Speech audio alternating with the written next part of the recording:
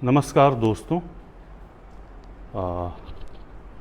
मैं व्योमेश शुक्ल, हिंदी का कवि, हिंदी लेखक। दरअसल सिर्फ कविताएं नहीं लिखता, हिंदी की रोटी खाता हूँ, हिंदी का संस्कृति कर्मी और हिंदी पट्टी में रहकर, बनारस में रहकर रूपवाणी नाम का एक रंग समूह संचालित करता हूँ। क्या हुआ?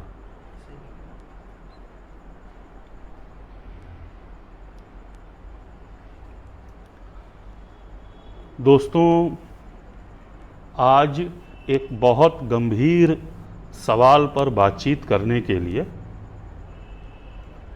मैं आपके बीच आया हुआ हूँ। मुझे ये मौका देने के लिए मैं फैक्ट रंगमंडल समूह और उसके नियामक, इस देश के अग्रणी युवा रंग निर्देशक, हमारे मित्र, हमारे बड़े भाई प्रवीण कुमार गुंजन का आभारी हूँ। बातचीत तो ये होनी ही थी जो यहाँ हो रही है बीते 2 दिनों से, और हम उम्मीद करते हैं कि आने वाले कई दिनों तक ये सिलसिला यूं ही चलता रहेगा। अर्जेंसी भी एक चीज़ का नाम है। ये बहुत अर्जेंट हो चुके मुद्दे पर बातचीत की शुरुआत है। हम एक भयावह और अभूतपूर्व दौर का सामना कर रहे हैं। हम लोग असहायता, पस्ती और निराशा को दे दिए गए हैं। हम संस्कृति कर्मी लोग। आज़ाद भारत के संस्कृति कर्म ने ऐसा घनघोर दौर कभी देखा न था। ये एक बिल्कुल अप्रत्याशित और नई परिस्थिति है जिसका सामना 100 बरस के बाद लगभग हमारी ही पीढ़ी को, हमारे ही शरीरों को करना था, हमारे ही मन को, हमारे ही नर्वस सिस्टम को, हमारे ही अंतःकरण को। अब दिक्कत क्या है? दिक्कत ये है दोस्तों कि हम इस परिस्थिति के लिए औरों की तरह तैयार नहीं थे। इसकी आंख में आंख डाल के इसका सामना करने का नैतिक और इंटेलेक्चुअल विवेक हमारे पास नहीं था।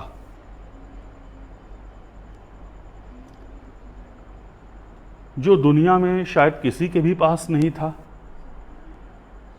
लेकिन लोगों ने इस महामारी की आहट को पहचान लिया समय रहते और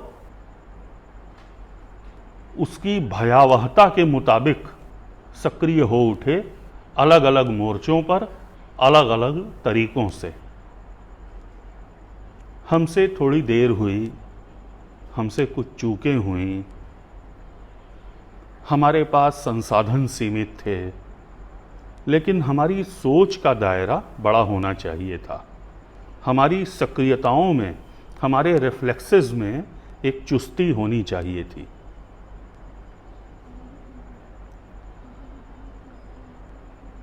वो शायद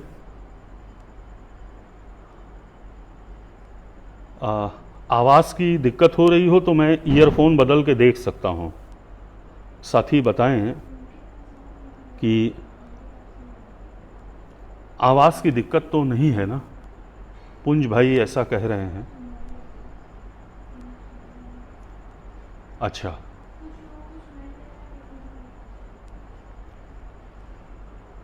मैं बदल के देखता हूँ, कोई और ईयरफोन हो तो दे दीजिए मुझे।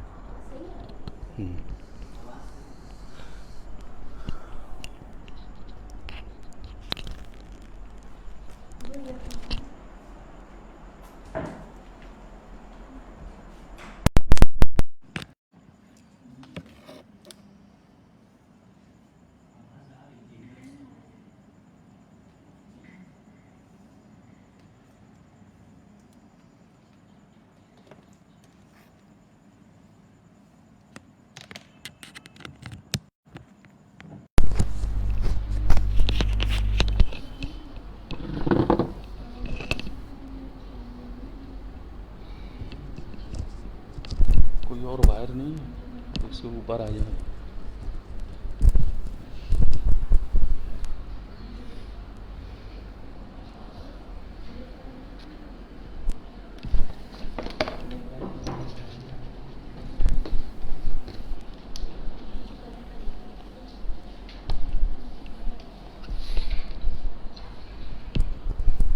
तो दोस्तों, मैं आपसे यही गुजारिश कर रहा था कि हम एक अभूतपूर्व संकट का सामना कर रहे हैं और इस संकट के बहुत से आयाम हैं, लेकिन ये संकट बिल्कुल अभी शुरू नहीं हुआ है। ये याद रखने की बात है कि ये संकट अभी शुरू नहीं हुआ है। हमने हमारी बुनियाद में कहीं कोई समस्या थी। मेरे ख्याल से अब सब लोगों को आवाज़ मिल रही होगी और अब भी अगर कोई बाधा आएगी तो हम वैसे ही उसका सामना करेंगे। मैं ये कहना चाहता था कि हमने इंस्टीट्यूशन एज एन आइडिया पर विचार ही नहीं किया। एक विचार के रूप में, एक ख्याल के रूप में इंस्टीट्यूशन क्या चीज़ है, उस पर हम विचार करने से बचते रहे और हमने संस्थाओं की बजाय व्यक्तियों को प्रमोट और प्रोजेक्ट किया। इसका नतीजा ये निकला है एक लंबे दौर में कि राजनीति जो केंद्रीय तत्व है हमारे सामाजिक जीवन का, दरअसल हमारे सांस्कृतिक जीवन का भी, वो राजनीति, मेरी आवाज़ मिल रही है ना? आवाज़ मिल रही है ना? वो राजनीति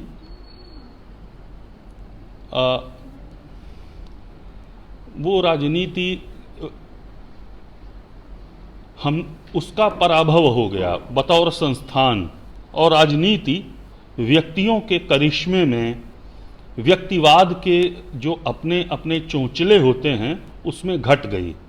ये सिलसिला ऐतिहासिक रूप से 1975 में इसी महीने में जून में इमरजेंसी की आमद के बाद से शुरू हुआ और राजनीति में भी राष्ट्रीय आंदोलन के जो महान मूल्य थे, जो एक बहुत प्रबलतर और विजयी अपराजेय सामाजिकता थी, वो जो है उसका स्थान व्यक्ति ने ले लिया, व्यक्तिमत्ता ने।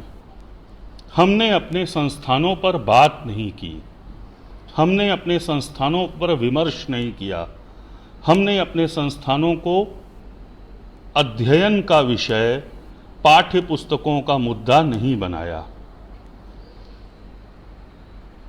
अतीत के निष्प्राण हो चुके लेकिन महान या उल्लेखनीय संस्थानों पर बात करने का दायित्व आज के जीवंत और सक्रिय संस्थानों का होता है। हम इस उत्तरदायित्व से दूर जाते रहे। इसका नतीजा क्या हुआ? मिसाल के लिए, मैं बनारस का नागरिक हूँ और थोड़ी देर के लिए आपसे साहित्य की बात करूँगा। हम बनारस को जिन साहित्यिक व्यक्तित्वों के कारण पहचानते हैं, आधुनिक बनारस को, वो सिलसिला शुरू होता है भारतेंदु से। हमारे पास भारतेंदु के जीवन विवरण हैं, हमारे पास प्रसाद की जीवनियाँ हैं, संस्मरण हैं, हमारे पास प्रेमचंद की तफसील है, प्रेमचंद का जन्म किस गली किस मोहल्ले में हुआ, शहर में किन किन जगहों पर वो सक्रिय थे, स्पंदनशील थे।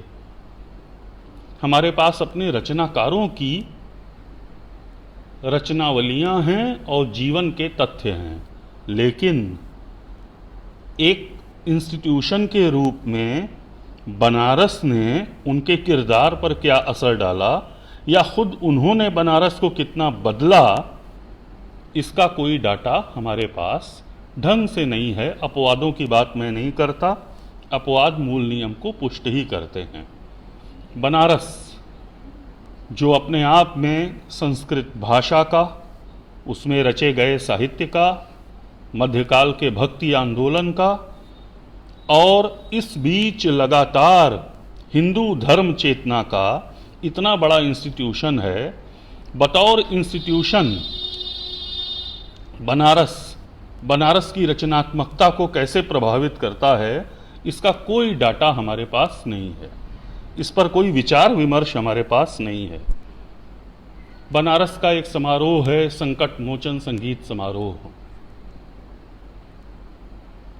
दुनिया भर के हिंदुस्तानी शास्त्रीय संगीत से जुड़े हुए बड़े कलाकार उस समारोह में भागीदारी करने आते हैं और शास्त्रीय गायन, शास्त्रीय नृत्य और शास्त्रीय वाद्यों की प्रस्तुतियों पर एकाग्र उस समारोह में प्रस्तुति का कोई शुल्क वो आयोजकों से नहीं लेते कलाकार। उनका मानना है कि वो संकट मोचन हनुमान जी के दरबार में हाजिरी लगाने आते हैं और जब आयोजकों से कलाकार कोई शुल्क वसूल नहीं करते पिछले प्राय 100 बरसों से, तो वो आयोजन रसिकों सहृदयों के लिए, जनता के लिए भी मुफ्त है। जनता उसे निःशुल्क देखती है। हम लोग बातचीत में, मुहावरे में उसे गरीबों का संगीत समारोह कहते हैं।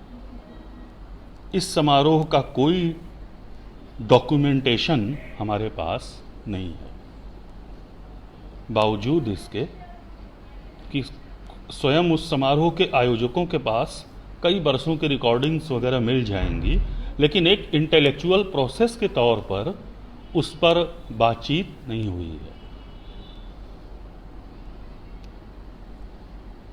ऐसे ही आप थिएटर के बड़े उत्सवों को, समारोहों को देख सकते हैं। स्वयं राष्ट्रीय नाट्य विद्यालय पर हमारे पास वैसी कोई किताब नहीं है, इसलिए हम संस्थानों की भूमिका तय ही नहीं कर पाए। मैं ये कहना चाहता हूँ, ये सारे बयान दे करके, देखिए दोस्तों, मैं शतरंज के वज़ीर की तरह चलूँगा इस बातचीत में, कभी ऊंट की तरह तिरछा और कभी हाथी की तरह सीधा। आपको मेरी बात समझने की मशक्क़त थोड़ी सी करनी होगी। मैं भी कोशिश करूँगा कि आपके ही वेवलेंथ पर बोलता रहूँ। मिथिलेश दुबे जी कह रहे हैं कि आवाज़ नहीं आ रही है, फिर वो समस्या है, लेकिन मैं ये मान के चल रहा हूँ कि आवाज़ आ रही है, क्योंकि ज़्यादातर साथियों को आवाज़ मिल रही है।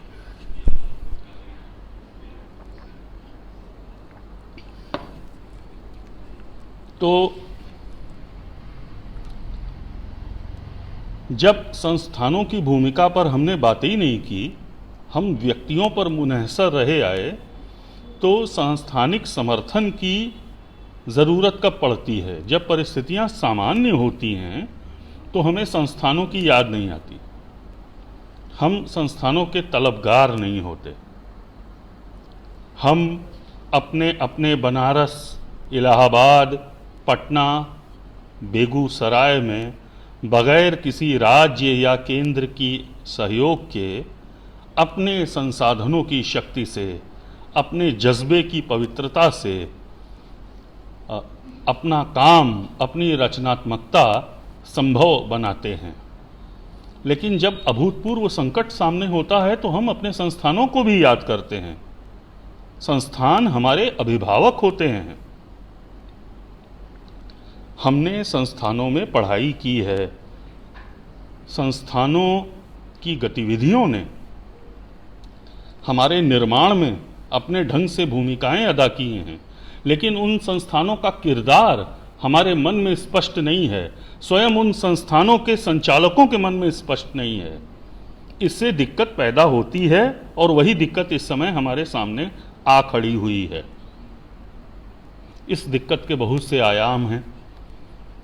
बार बार एक बात किसी हुक की तरह, किसी विलाप की तरह उठती है और गुम हो जाती है कि वोट बैंक की इस पॉलिटिक्स में कलाकार वोट बैंक नहीं हैं। हमारी कलाकार बिरादरी, और मैं सिर्फ रंगकर्म के लिए नहीं कह रहा हूँ, किसी न किसी रूप में प्रदर्शनकारी कलाओं से, व्यापक संस्कृति कर्म से जुड़े हुए हर एक व्यक्ति के बारे में ये कह रहा हूँ कि हमारा वोट बैंक नहीं है। ऐसी हुक बार बार मित्रों के साथ बातचीत में, समकालीनों के साथ बातचीत में, बुजुर्गों के साथ बातचीत में उठती है। क्या ऐसा वाकई है कि हम कोई वोट बैंक नहीं हैं?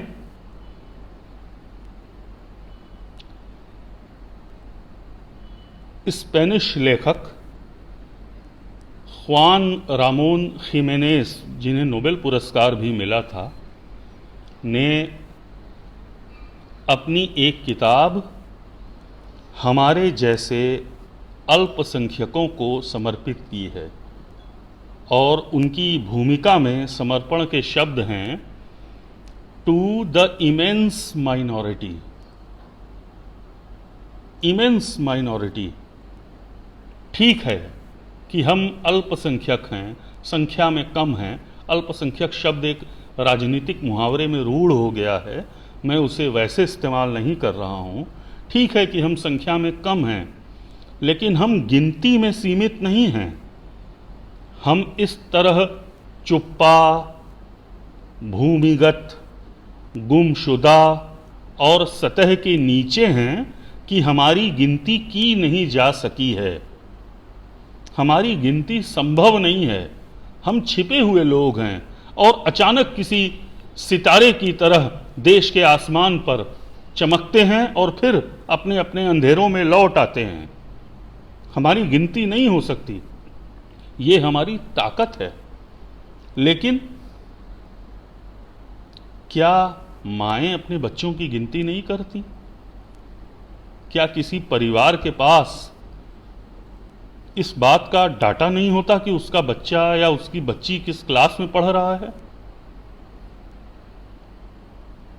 क्या संस्थानों का ये दायित्व तो नहीं था कि कल्चरल मैपिंग का एक बड़ा अभियान चलाकर इस बात का आंकड़ा वो अपने पास जुटाते कि बनारस में ढोलक बजाने वाले कितने कलाकार हैं, नगाड़ा बजाने वाले कितने कलाकार हैं, मुखौटा रंगने वाले कितने कलाकार हैं, रामायण में मानस की पंक्तियों का गायन करने वाले रामायणीय कितने हैं, मजीरा बजाने वाले कितने हैं, नट कितने हैं, नौटंकी वाले कलाकार कितने हैं, धोबिया नाचने वाले कितने हैं, भाड़ कितने हैं, गौनहारिनें कितनी हैं, और सो कॉल्ड शहरी रंगमंच करने वाले कितने हैं।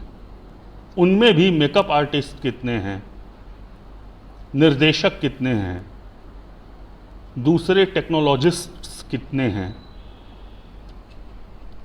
2014-15 के आसपास जब सत्ता में एक बड़ा परिवर्तन हुआ था और एन.के. सिन्हा साहब सेक्रेटरी कल्चर बन के आए थे, तब कल्चरल मैपिंग की एक बड़ी मीटिंग में मुझे शामिल होने का अवसर मिला था।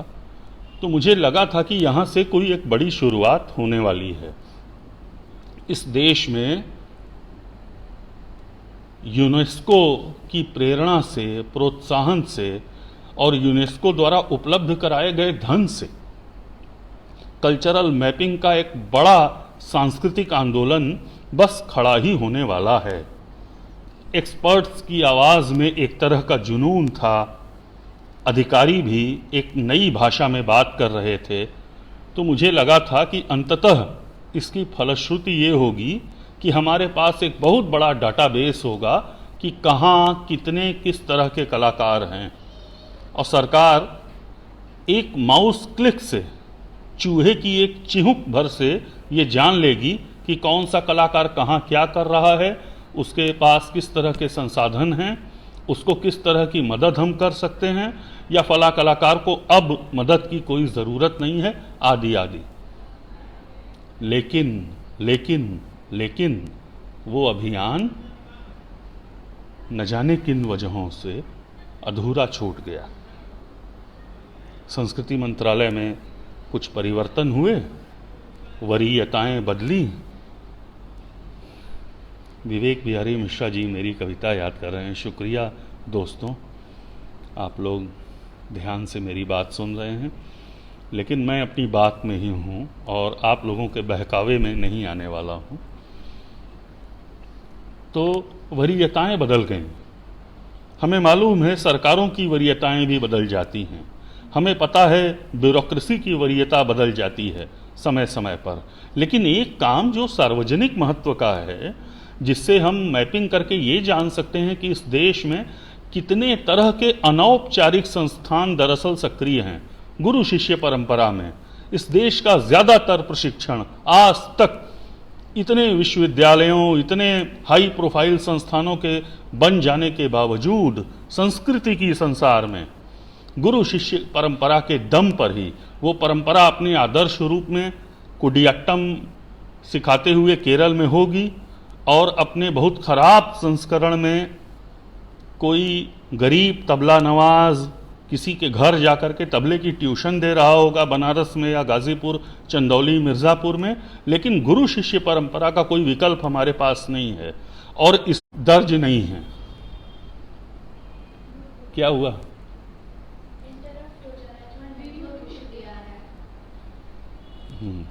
हम दर्ज नहीं हैं। लेकिन आखिर इससे क्या होगा? सरकार के पास औपचारिक मैपिंग के आंकड़ों के अलावा बहुत सारे विकल्प हैं कि वो चाहे तो उसका इस्तेमाल कर सकती है, उन विकल्पों की आजमाइश कर सकती है।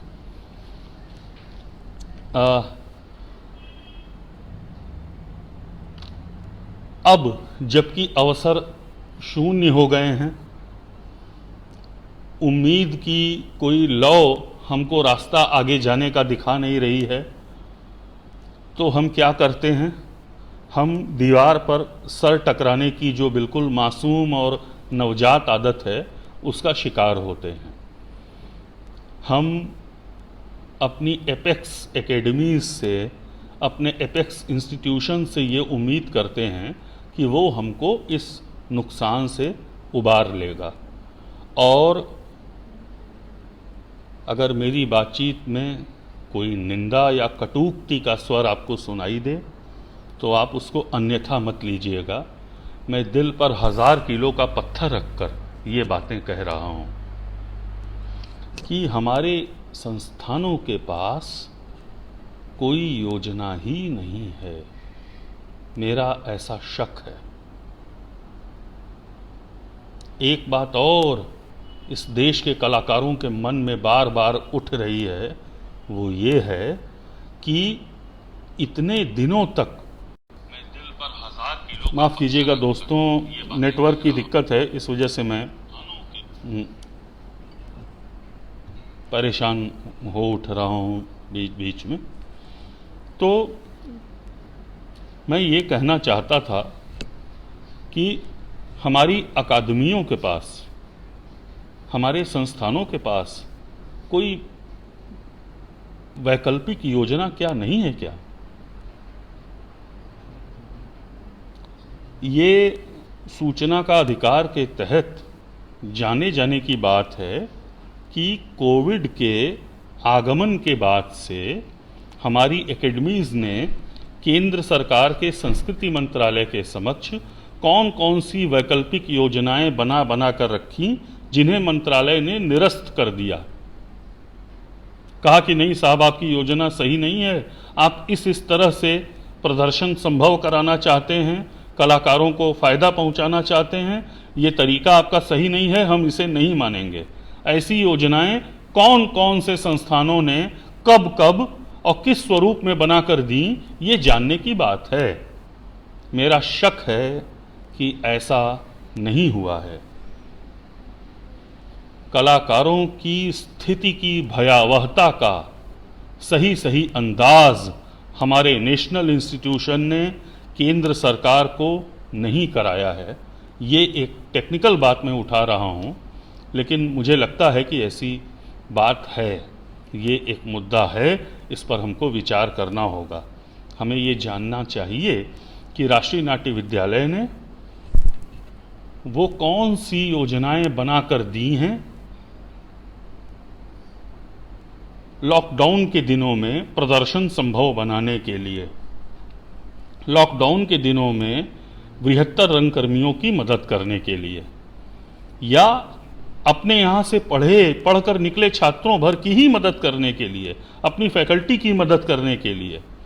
और जिन संस्थानों में कोई निश्चित पाठ्यक्रम पढ़ाया जा रहा है, थियरी और प्रैक्टिकल का मिला जुला कर, वहाँ थियरी की क्लासेस ठीक है कि ऑनलाइन चल जा रही हैं, लेकिन ज़रा कोई मुझे बताए, शुक्रिया प्रवीण भाई, लेकिन ज़रा मुझे कोई बताए कि प्रैक्टिकल क्लासेस जो हैं वो कैसे ऑनलाइन चल सकती हैं। छऊ ऑनलाइन कैसे सीखा जा सकता है, कुचिपुड़ी की शिक्षा ऑनलाइन कैसे दी जा सकती है, कथक का तत्कार इंटरनेट पर कैसे लगाया जा सकता है, तबले पर हाथ रखना कैसे सिखाया जा सकता है। बेशक नाट्यशास्त्र की पुस्तक पढ़ी जा सकती है, पाश्चात्य रंगमंच के सिद्धांत पढ़े जा सकते हैं, कुछ और टेक्निकल बातें जो किताबों में दर्ज हैं उनको अपने योग्य अध्यापकों की सहायता से छात्र पढ़ सकता है। लेकिन इस देश में इतने संस्थान हैं कलात्मक व्यवहार सिखाने के, वो प्रैक्टिकल क्लासेस कैसे चलाएंगे? क्या इसके बारे में कोई विचार कहीं हो रहा है? क्या इसका कोई विकल्प ढूंढा जा रहा है? और वैक्सीनेशन के एक निश्चित सीमा तक पहुंच जाने का इंतज़ार करने के अलावा हमारे पास और कौन कौन से विकल्प हैं? इस बीच मैंने देखा कि वो आयुष्मान भारत नाम की जो स्वास्थ्य की योजना है, उसमें गरीब मरीजों के इलाज के लिए 5 लाख रुपए का इंतज़ाम है। अगर कोई ऐसा व्यक्ति बीमार पड़ता है जिसके पास आयुष्मान कार्ड है, तो कुछ अस्पताल लिस्टेड हैं उस योजना में, उन अस्पतालों में जाके वो 5 लाख रुपए तक का इलाज करा सकता है। उसे पैसे नहीं देने होंगे और उसका पैसा भारत सरकार देगी। ठीक है, इस योजना में कुछ खामियां भी सुनने में आई। मीडिया ने दिखाया कि कुछ अस्पताल आयुष्मान योजना के अंतर्गत इलाज करने से बच रहे हैं, फिर उनके ऊपर कार्रवाई भी हुई। ठीक है, ऐसी सब्सिडी की ज़रूरत हमें है।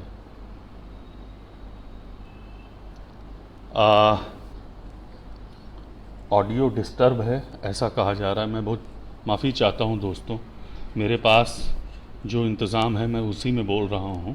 इस तरह की सब्सिडी की हमें ज़रूरत है। हमें ऑडिटोरियम मिले, हमें लाइट्स और साउंड की ज़रूरी सुविधाएं मिलें, हमें उपकरण मिलें, उन उपकरणों को चलाने वाले तकनीकी विशेषज्ञ मिलें और उसका पैसा हमें न देना हो। सिनेमा हॉल और मल्टीप्लेक्स कोरोना संक्रमण के एक स्तर से नीचे पहुंचने के बाद खोले जा रहे हैं, लेकिन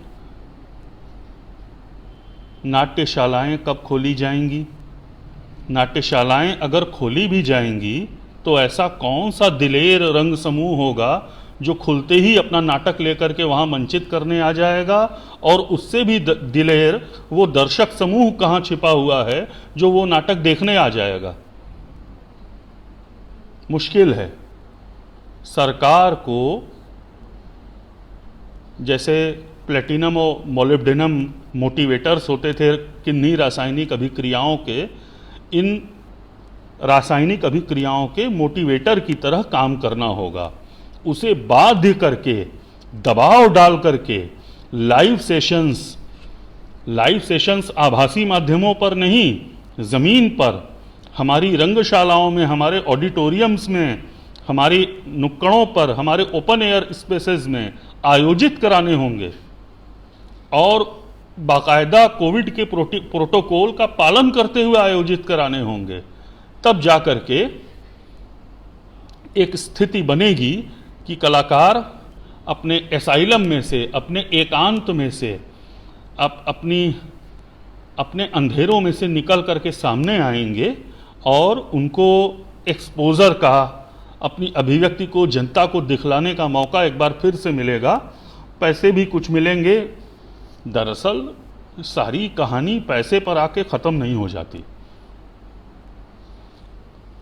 पैसा आखिरी चीज़ नहीं है। हमने ये कहने की बात नहीं है।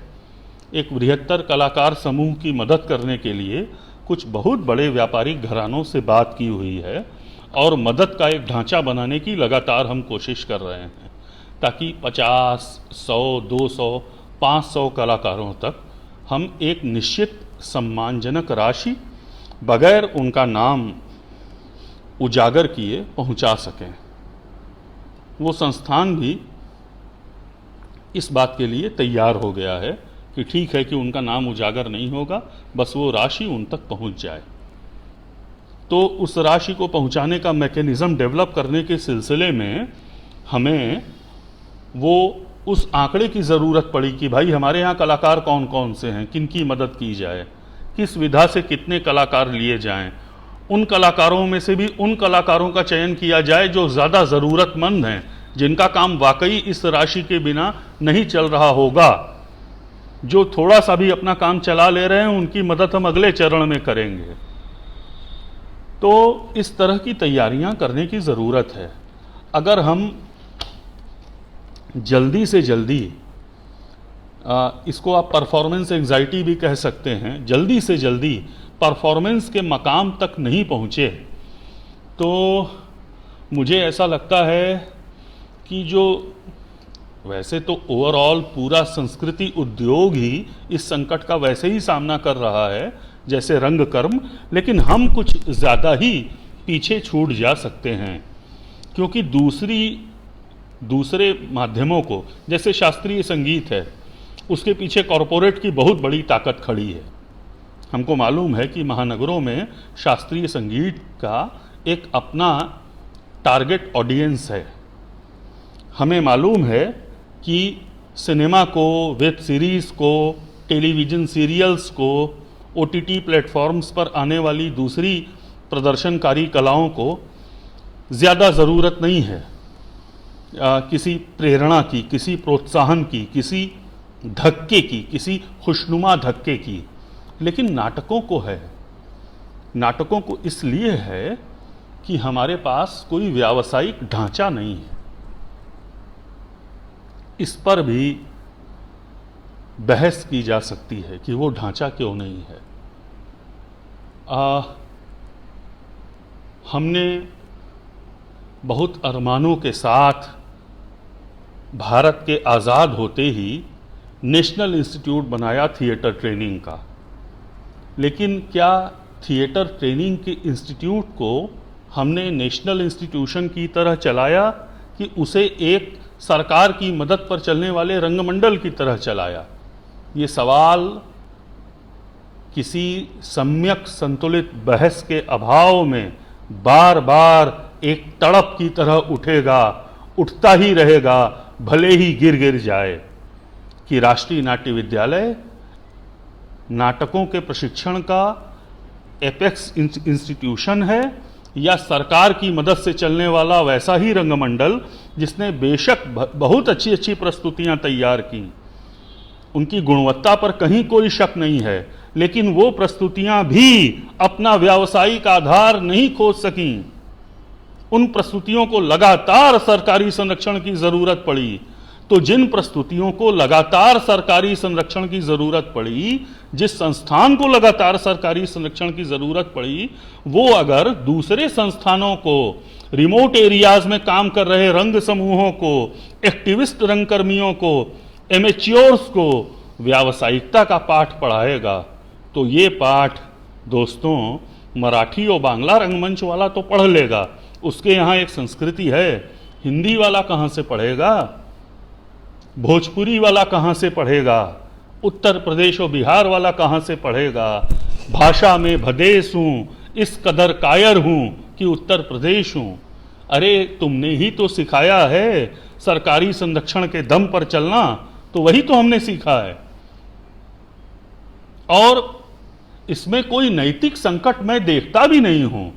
एक गंभीर और बहस धर्मी रंगमंच को अगर सरकार की ओर से कोई सहायता मिलती है और उसका कोई व्यावसायिक आधार नहीं है, तो हम तो इसी बात पर कॉलर ऊंचा करके चलते थे कि हम कोई धंधा नहीं कर रहे हैं, हम यथास्थिति के पक्ष में दर्शकों को गुदगुदाने का काम नहीं कर रहे हैं, हम बहुत गंभीर लोग हैं। तो ठीक है, अब उस गंभीरता के कुछ रिपरकशंस हमारे सामने हैं।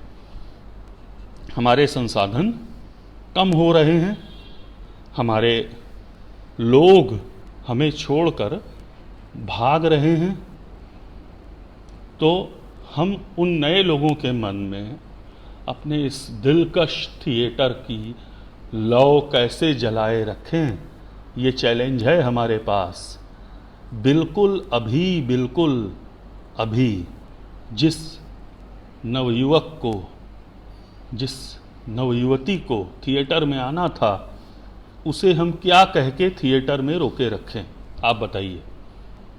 उसकी आंख में हजार सपने इस डिजिटल मीडियम ने पैदा कर दिए हैं। एक तो इससे हमारा मुकाबला है, दूसरे हमारी हालत क्या है, हम उसको कैसे अपने यहाँ रोकें, कैसे उसको इस बात का भरोसा दिलाएं कि रहो यहाँ पे, सब कुछ ठीक हो जाएगा एक दिन। एक बात और मैं कहना चाहता हूं दोस्तों,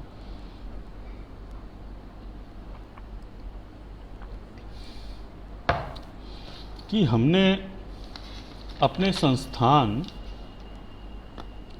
कैसे चलाए, उसी बात से जुड़ी हुई है बात मेरी, कि थिएटर का इंस्टीट्यूशन जो होगा वो फिजिक्स या केमिस्ट्री के इंस्टीट्यूशन जैसा नहीं होगा। कला की प्रकृति है, केमिस्ट्री का जो फॉर्मूला लंदन के लिए सच है वही आईआईटी कानपुर के लिए भी सच है, ये हम सब जानते हैं।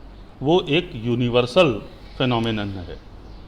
लेकिन कला की सार्वभौमिकता इस बात में निहित है कि उसकी बानी बदल जाएगी, उसका लबो लहजा बदल जाएगा, उसमें स्थानीयता अपने ढंग से खलल पैदा करेगी, उसकी रंगतों को बदल बदल दिया करेगी। इसलिए कोई भी प्रदर्शनकारी कला वैविध्यमयी होगी ही। लेकिन क्या हमने अपने एपेक्स थिएटर इंस्टीट्यूशन को ऐसा बनाया कि वो इस सारे वैविध्य को रिफ्लेक्ट कर सके? क्या हमारे भोपाल के ड्रामा स्कूल में भोपाल की तहजीब की झांकी देखने को मिलती है? क्या बनारस के ड्रामा स्कूल को बनारस की सभ्यता का दर्पण नहीं होना चाहिए था? तो हमने एक राष्ट्रीय औसत पर सारे ड्रामा संस्थानों की कल्पना की और उसी औसत को अपने सारे व्यवहारवाद के साथ प्रशिक्षण में, प्रस्तुतियों में, सफलताओं में, डिग्रियों में लागू कर दिया। वो जब तक चला तब तक चला, और अब ये ऐसा समय आ गया है कि हमको इन सारी बातों पर, देखिए अगर समय इतना मुश्किल न होता तो इन समस्याओं को मैं भी शायद इतनी शिद्दत से न उठा रहा होता, और हो सकता है कल को जब समय आसान हो तो मैं भी अपने मुद्दे बदल लूं। लेकिन इस समय तो ये बात सच है साहब, जान लीजिए कि अगर आप इस आकस्मिकता को कला से जोड़ के बात करेंगे तो जो बातें मैं उठा रहा हूं, इन सवालों का सामना आपको भी करना होगा।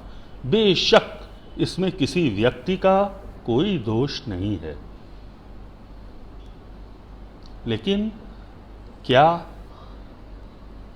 नीतियों का जो संकट है, नीतियों को लागू करने का जो संकट है, उसके लिए कोई जिम्मेदार भी नहीं है? मतलब हम लोग परमपिता परमेश्वर के हवाले हैं बस, और हम कुछ नहीं करेंगे अपने संस्कृति कर्म के हक में? ऐसी बहुत सारी बातें रह रहकर मन में आती हैं, उठती हैं। पिछले बरस प्रायः 600-650 साल से होती आ रही बनारस की रामलीलाएं अपने पारंपरिक आउटडोर स्पेसेस में नहीं हो पाई। वो यशस्वी सिलसिला एक तरह से स्थगित हो गया। उन रामलीलाओं के जो कार्यालय थे, उनके जो दफ्तर हुआ करते थे, वहाँ पे लीला वाले दिन लीला की जो पंक्तियाँ गाई जाती थीं, उनको गा करके एक तरह का संक्षेप कर लिया गया सारे कामकाज का। रामलीलाएं बनारस की बात मैं करूं तो धना भाव के और संसाधना भाव के भयानक संकट से गुजर रही हैं, लेकिन फिर भी गनीमत है कि उनके पास स्थानीय मददगारों का एक वर्ग है। हमारे आधुनिक शहरी रंगमंच के पास ऐसा है क्या? मैं अपने मित्रों को जानता हूँ, प्रवीण गुंजन को जानता हूँ, पुंज प्रकाश को जानता हूँ। स्थानीय स्तर पर बहुत ज़्यादा समझौते करके, बहुत लोकल लोगों से जुड़ करके उनकी मदद लेने के अपने फ़ायदे हैं और अपने नुकसान भी हैं।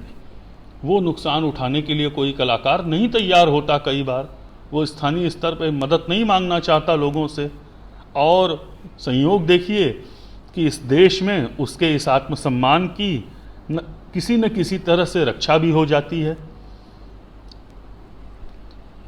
चंदन वत्स जी कह रहे हैं कि पर्सनल ग्रांट जो बंद हुई, मेरे ख्याल से वो ठीक नहीं हुआ।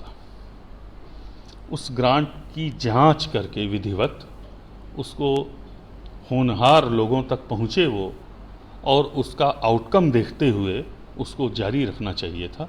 और अभी भी हमारा सरकार से ये अनुरोध है कि उसको आगे जारी रखा जाए किसी न किसी तरह से। और देखिए, एक ना कार्य संस्कृति बनाने की बात होती है। अब जैसे संगीत नाटक अकादमी है, पपेट थिएटर कलाकार के बारे में भी सोचा जाए। मिथिलेश जी, आप बिल्कुल सही बात कह रहे हैं।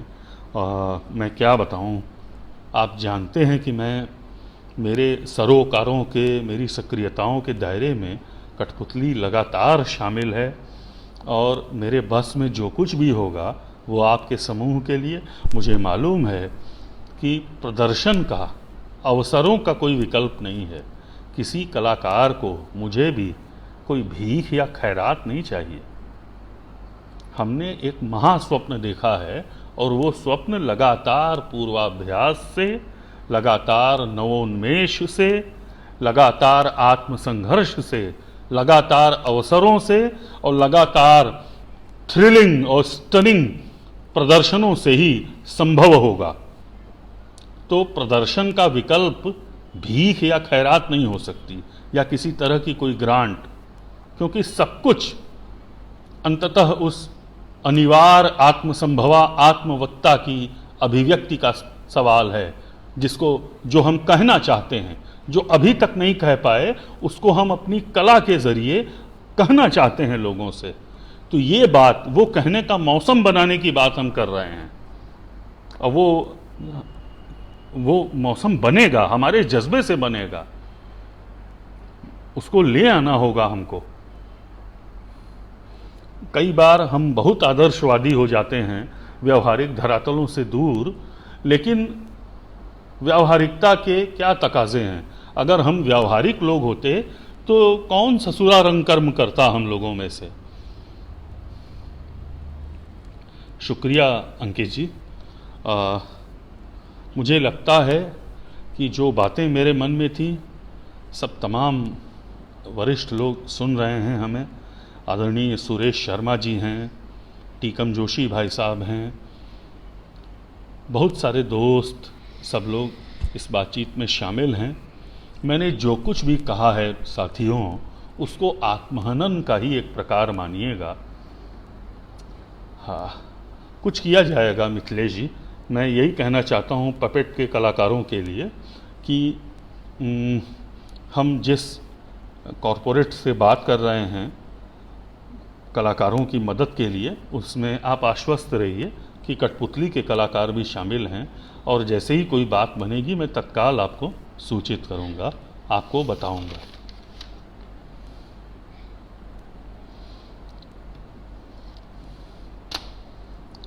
हमने संस्थानों पर बात नहीं की दोस्तों, समारोहों पर बात नहीं की, हमने व्यक्तियों को प्रमोट और प्रोजेक्ट किया, हमने किसी बड़ी सामूहिक उपलब्धि को व्यक्ति की जेब में रख दिया, व्यक्ति की उपलब्धि मान लिया। ऐसा नहीं हुआ था। हम थिएटर की इकोनॉमिक्स जानते नहीं, जानते हैं तो अनुभव से जानते हैं। थिएटर क्रिटिसिज्म का कोई पाठ्यक्रम हमारे पास नहीं है। इवेंट मैनेजमेंट हमारे यहाँ से उठ के हमारी चीज़ चली गई मैनेजमेंट वालों के पास। क्यों नहीं इवेंट मैनेजमेंट का पाठ्यक्रम, आर्ट एडमिनिस्ट्रेशन का पाठ्यक्रम, नाटक की पढ़ाई के पाठ्यक्रम का हिस्सा होना चाहिए था? ये सवाल मेरे मन में। थिएटर मैनेजमेंट भी, बिल्कुल टीकम भाई आप सही कह रहे हैं।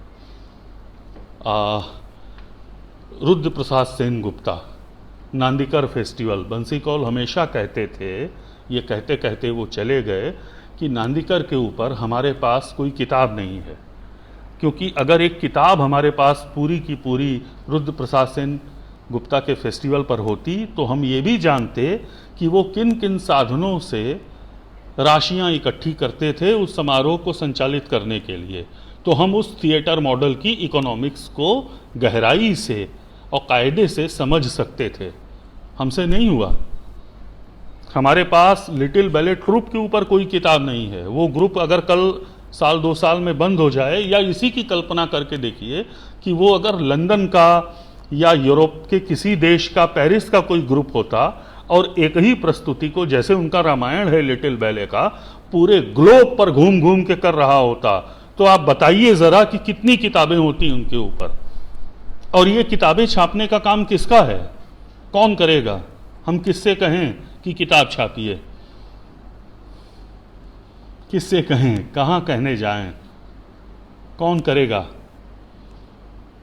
व्यक्तियों पर किताबें मिल जाएंगी, संस्थाओं पर, समारोहों पर, थिएटर की इकोनॉमिक्स पर। तब एक ही मॉडल को हर जगह लागू कर देने की जिद में हम तमाम उटपटांग हरकतें करेंगे और बार बार असफल होंगे, और उन सारी असफलताओं का ठीकरा कहीं और फोड़ दिया जाएगा। बहस नहीं चलेगी, हत्याएं होंगी, और उन हत्याओं के बाद जो बहस शुरू होगी तो फिर किसी की हत्या हो जाएगी, उसका भी अंत हत्याओं में ही होगा। मैं लिटरल पिस्तौल से गोली मार के की जाने वाली हत्या की बात नहीं कर रहा हूँ। आप सब दानिशमंद लोग हैं और इसे बेहतर समझते हैं, लेकिन ये विषय जो है बहुत गहराई से सोचने नहीं दे रहा है हमको, बहुत तसल्ली और प्रसन्नता के साथ। और बहुत सारी बातें, बहुत सारे संदर्भ जो है, एक तो आप रंग कर्म को व्यापक बृहत्तर संस्कृति कर्म से अलग करके नहीं देखते, देख ही नहीं सकते। मैं यहाँ अपने नाटकों का पूर्वाभ्यास करता हूँ और यहाँ से आधा किलोमीटर दूरी पर विशाल कृष्ण अपने घर में कथक की क्लास चलाते हैं, अपना रियाज करते हैं। तो मेरी दिक्कतें, जब मेरे यहाँ बत्ती कट जाती है तो उनके यहाँ भी कट जाती है। तो मेरी दिक्कतें उनकी दिक्कतों से अलग कैसे हो सकती हैं? जब उन्हें मौके मिलते हैं तो मुझे भी मौके मिलते हैं। अगर मेरे मौके समाप्त हो रहे हैं किसी कॉमन कारण से तो उनके भी मौके ख़त्म हो जाते हैं। तो हम लोग तो एक ही टाइटैनिक पर सवार हैं दोस्तों। तो मुझे लगता है कि जो कुछ मुझे कहना था मैं शायद बता चुका हूँ। उन्हीं बातों को बार बार दोहराने का कोई मतलब नहीं है। और बातचीत के सिलसिले में मैं शामिल ही हूँ, तो अगर मुझे कुछ और सूझेगा तो मैं लिख के फिर अपनी बात आपके सामने रखूँगा। ये अवसर आपने मुझे दिया, इसके